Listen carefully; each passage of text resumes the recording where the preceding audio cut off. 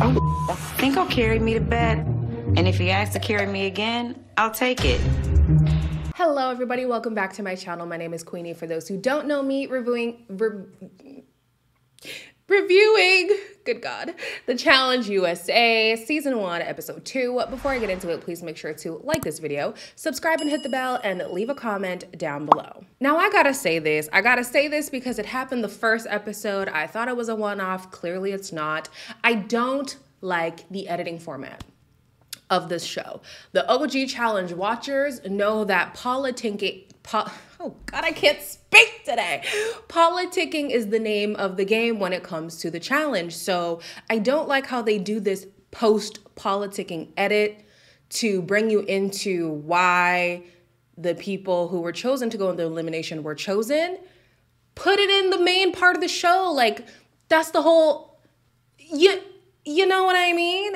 Maybe it's just me, but I don't know. This CBS type, like, ooh, check behind the veil. Like, no, give us the story as it's got. That's just me. Maybe I'm nitpicking, but it is what it is. Last episode, we learned that the algorithm was going to be picking the teams at random. And just like any algorithm, we know damn well that it's not random at all. So the teams this week are Kylan and Sarah, DX and Tasha, Kayla and James, Tyson and Justine, Leo and Angela, Xavier and Azza, Cashel and Tiffany, Enzo and Alyssa, Danny and Desi, Dominic and Shannon, Ben and Shan, Cinco and Cache, and David and Kira. So Justine and Sally are true best friends, like in real life, right? So of course, when you saw Justine get emotional last week, that was some real emotion. But Sally was eliminated by the hands of Tyson, who she's now partnered with. So she's kind of like,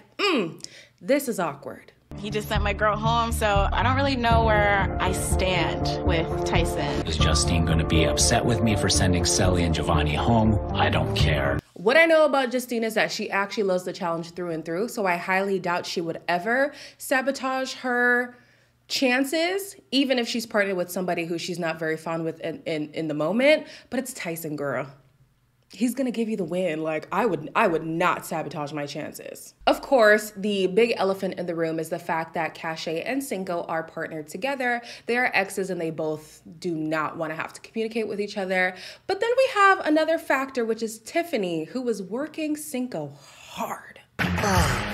We'll help you with that. I'll cut a little bit. Yeah. Okay, wait. I play to what keeps me safe. Hey, Cinco.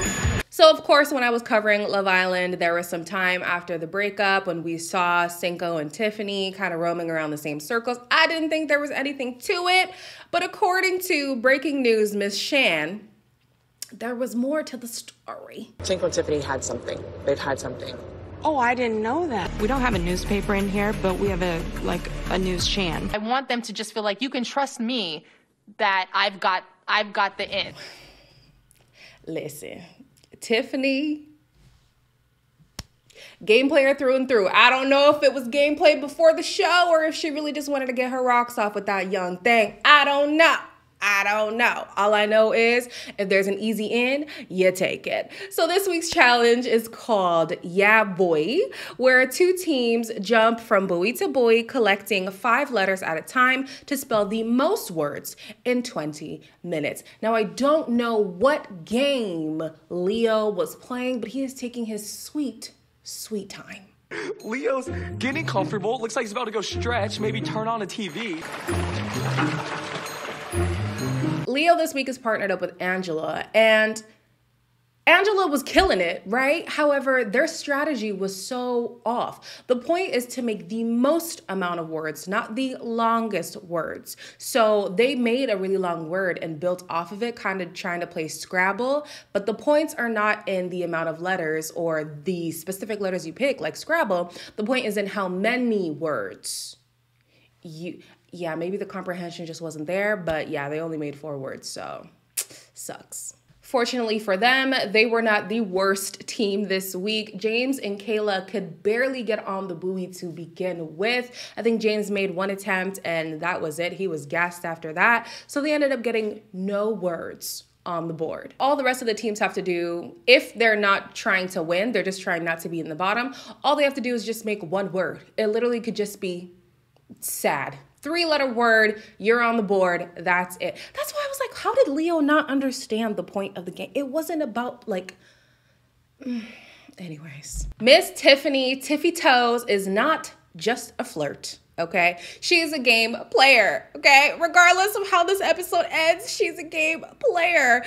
No thanks to Cashel though, because why are you putting Kira's name on the board? You can worry about Kira later. Take that and put it up there. Put the M up there. So what, we got 6 words? Money, man. Cashel, I need you to get your head in the game, okay? Speaking of head in the game, Tyson, forget head in the game. Tyson is the game. This man is running laps on every single person. I'm purposely trying not to breathe hard in front of the audience. Just breathe through your nose and give them like a quick like wave, like you're not even trying. That's so demoralizing. How'd we do, Justine? Pretty damn good, if you ask me. At this point, Tyson is trying to establish himself as a challenge beast. Mission accomplished. Okay, challenge accepted, challenge fulfilled. And so now I'm just like, he better play a flawless game or be really good at making alliances, because at this point, because he's always been in the top, people are talking to him, but we don't necessarily know if they actually trust him in the game. So him establishing himself as a challenge beast is good in terms of like, people might not want to go against him, but also people want to get you out as soon as possible. So the minute he slips, he might find himself in the elimination round. We will see. He, however, did win this challenge with Justine. So they banked another 5K, which makes her at her at 6K and him at, I think, hold on, 11K. Whew, mercy. Don't put me in the math challenge. Good God. And then obviously we know at the bottom is James and Kayla. So they are going straight into the elimination. So these dynamics are kind of similar to last week, where we have Tyson, who's at the top with a very strong girl. And then at the bottom, James didn't lose last week, but he was definitely up for consideration, right? So now we have both these teams in the deliberation trying to see which teams can they put up. Of course, the BB partnerships are the ones that are on the chopping block, and that is Xavier and Azza, Enzo and Alyssa, but also Tiffany gets thrown in the ring because she's partnered up with Cashel, who isn't really in tight with the Love Island crew, but also Tiffany is a threat to a lot of people and they want to get her out. She's kind of the glue, in my opinion, that keeps Big Brother together. If Big Brother is pulling Cashel in, that makes me nervous. James is right when he says Tiffany has a lot of pull in this house, not only with her own alliance members, so we thought, but also with Love Island via Cinco, right? Cinco is one of the stronger guys in the Love Island crew. She has a history with him. She plans on cashing that check. Cashing that check, no pun intended, because cash is pressed when it comes to her connection with Cinco. So yeah, she's definitely looking like a big threat in multiple ways. Now here's where things get a little wonky for me. Cache is talking to Kira, and I don't know, one thing we're not gonna do is diminish Tiffany's gameplay. I know it's a different game, but she still is a strong player strategically. But Cache thinks that she's threatened by all the beautiful girls. No, I'm doing quotes not because they're not beautiful. Oh my God. I'm doing quotes not because they're not beautiful, but I'm just like, I don't think that that's the reason, babe. We're threats because we're beautiful women. You're a literal adult playing like an immature 16-year-old. If you ask me, Tiffany knows how to work people. You're on Big Brother, and honestly, the only reason why she left out so early, again, only if you ask me, is because people were starting to see how lethal of a player she was. And so in this game, she's seeing where people are easily susceptible to, you know, her charm and her wit. And of course, is she using her flirting to her advantage? Absolutely she is. But that's also a part of gameplay. I don't think she's being overly sexual in order to win people's votes. Again, the challenge is not a show where you can see them 24/7, so I could be wrong. I do see her connection with Cinco as strategic. A lot of people were starting to see that as well, and ultimately, that's what led her to be in the bottom. Alyssa already has a vendetta when it comes to Tiffany, but with Xavier being, you know, him believing that Alyssa is his closest ally here, she's really trying to work that connection, and they partner up to basically throw Tiffany under the bus. I'm realizing throughout the day, most of the Big Brother contestants just want her gone. She knows how to lie. She knows how to manipulate people. You promised to help me damage control that. Yeah, 100%. This opportunity to take her out before she can take you out because she's coming for us. Tea, honey. Realistically, if you were to lose a number, it makes sense for it to be Tiffany because you want to have that person who is the most strategic out so that you could rise to the top. I don't see that being Alyssa. I mean, Alyssa wasn't even really campaigning. She was looking for Xavier to do the work for her.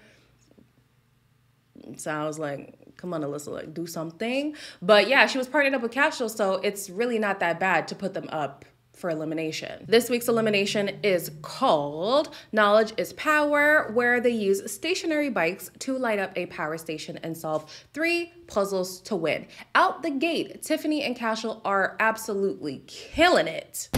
Check. That's correct. Go, go, go. Let's go.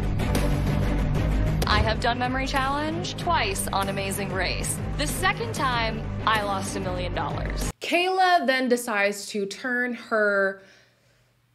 the images into like a story so that she can remember them better. Because of that, they were able to pull through. I mean, they had the support of the audience. I mean, the other challengers who were y'all know what I'm saying. So of course, all that energy allowed them to pull out the win. Personally, I was saddened to see Tiffany go. That was not the sentiments of the house. Kira, don't be scared. You'll be fine. Cashel cheated on me. He is not going to have the chance to do that again. No. Call me Cinco, but everyone else can KMA.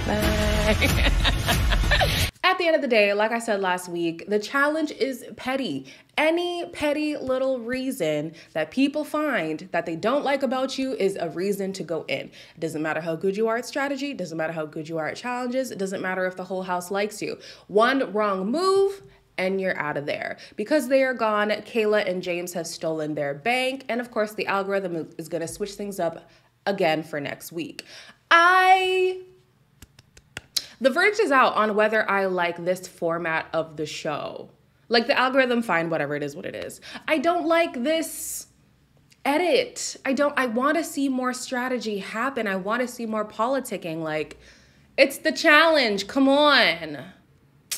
Whatever, that's just a personal grievance of mine. You guys let me know how you feel about this episode and this season so far. As always, like, comment, share, and subscribe, and I'll see you in the next one.